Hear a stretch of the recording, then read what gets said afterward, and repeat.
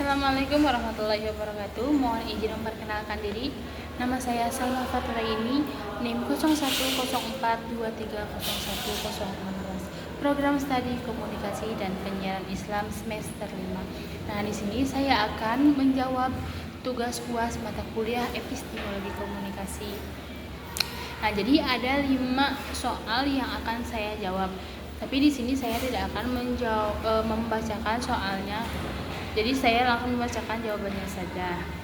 Nah, yang pertama yaitu ada Michel Foucault. Jadi menurut Michel Foucault, pengetahuan tidak pernah bersifat netral. Jadi apa yang dianggap benar di masyarakat biasanya dibentuk oleh kekuasaan melalui wacana seperti media, pendidikan, dan kebijakan negara. Jadi dalam kehidupan saya sebagai mahasiswa, pemikiran Foucault terasa ketika saya melihat bagaimana media sering membingkai suatu isu dengan sudut pandang tertentu. Misalnya, satu peristiwa bisa diberitakan berbeda tergantung media yang menyampaikannya. Nah, dari situ saya sadar bahwa kebenaran yang saya terima seringkali sudah dipilihkan.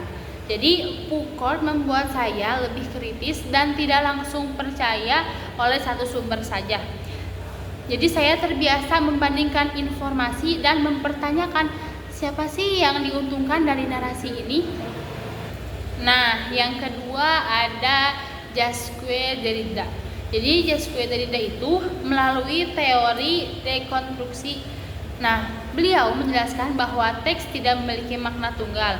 Makna selalu terbuka untuk ditafsirkan dan bisa berbeda-beda tergantung pembacanya. Jadi pengalaman ini sering saya rasakan di media sosial.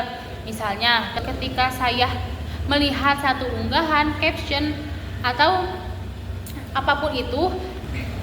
Nah, jadi pengalaman ini sering saya rasakan di media sosial. Misalnya ketika saya melihat satu unggahan atau caption, ada yang menganggap itu bercanda, tapi ada juga yang tersinggung. Bahkan saya sendiri pernah salah menangkap maksud sebuah postingan karena hanya membaca sepintas.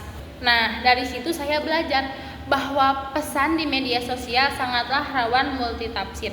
Jadi teori Derrida ini membantu saya memahami bahwa konflik di media sosial sering muncul bahkan karena niat buruk, tetapi karena perbedaan penafsiran makna. Nah, yang ketiga yaitu Jean Baudrillard. Nah, yang pertama yaitu hiperrealitas. Jadi hiperrealitas itu adalah kondisi ketika yang terlihat di media terasa lebih nyata dari kenyataan. Jadi saya sering merasa kehidupan di media sosial itu terlihat sangat sempurna. Saat melihat story atau feed orang lain, seolah-olah semua orang itu bahagia dan sukses. Padahal ketika saya merefleksikan, kehidupan nyata tidak selalu seperti itu. Nah, yang selanjutnya ada seek value. Jadi saya juga menyadari bahwa banyak orang termasuk saya sendiri terkadang menilai sesuatu itu dari simbolnya. Contohnya, penggunaan gadget atau outfit tertentu sering dikaitkan dengan gengsi, bukan lagi kebutuhan. Nah, yang selanjutnya yaitu ada simulakra. Jadi filter wajah di media sosial itu membuat standar kecantikan menjadi tidak realistis. Ini pernah membuat saya tidak percaya diri. Bukan tidak sih, tapi kurang percaya diri. Sampai akhirnya saya sadar bahwa apa yang saya lihat hanyalah tiruan, bukan realistis sebenarnya. Jadi pemikiran Baudrillard ini membuat saya lebih waspada agar tidak terjebak dalam realitas palsu. Nah, yang keempat yaitu ada Pierre Bourdieu. Jadi Pierre Bourdieu ini menjelaskan bahwa perilaku manusia itu dipengaruhi oleh habitus, yaitu kebiasaan yang terbentuk, yaitu dari lingkungan. Jadi sebagai mahasiswa, habitus saya terbentuk dari yang pertama yaitu dari lingkungan kampus, yang kedua yaitu dari budaya diskusi, yang terakhir yaitu ada juga dari organisasi dan pergaulan. Jadi saya juga menyadari bahwa tidak semua orang punya modal yang sama. Ada juga misalkan teman yang unggul karena modal akademik, ada juga yang kuat karena di relasi, dan ada juga yang punya kepercayaan diri tinggi sebagai modal simbolik. Jadi arena seperti kampus dan organisasi menjadi tempat di mana habitus dan modal ini saling berinteraksi. Jadi dari sini saya belajar bahwa keberhasilan seseorang itu tidak hanya soal kemampuan pribadi, tapi juga faktor sosial di sekitarnya. Yang kelima itu yaitu gejala postmodern. Nah, jadi saya sebagai dari generasi saat ini, saya merasakan beberapa ciri era postmodern. Jadi seperti yaitu bingung menentukan kebenaran. Jadi informasi itu sangat banyak, tapi tidak semuanya bisa dipercaya.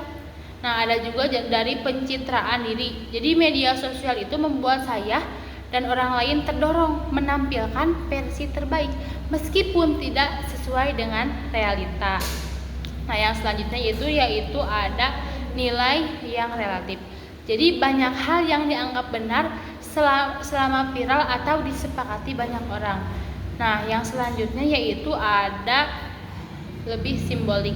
Jadi daripada esensial, seringkali yang dilihat adalah tampilan luar, bukan makna. Nah, yang kelima yaitu interaksi terasa dekat tapi sebenarnya jauh. Jadi sering berkomunikasi lewat layar tapi jarang benar-benar mendalam.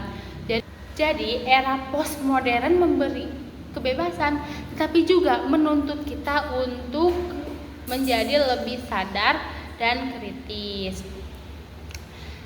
Jadi melalui pemikiran para tokoh modern ini, saya belajar bahwa sebagai mahasiswa dan mahasiswa komunikasi, kita tidak hanya dituntut untuk bisa menyampaikan pesan, tetapi juga kita harus mampu memahami, mengkritisi, dan memaknai realitas sosial secara lebih sadar.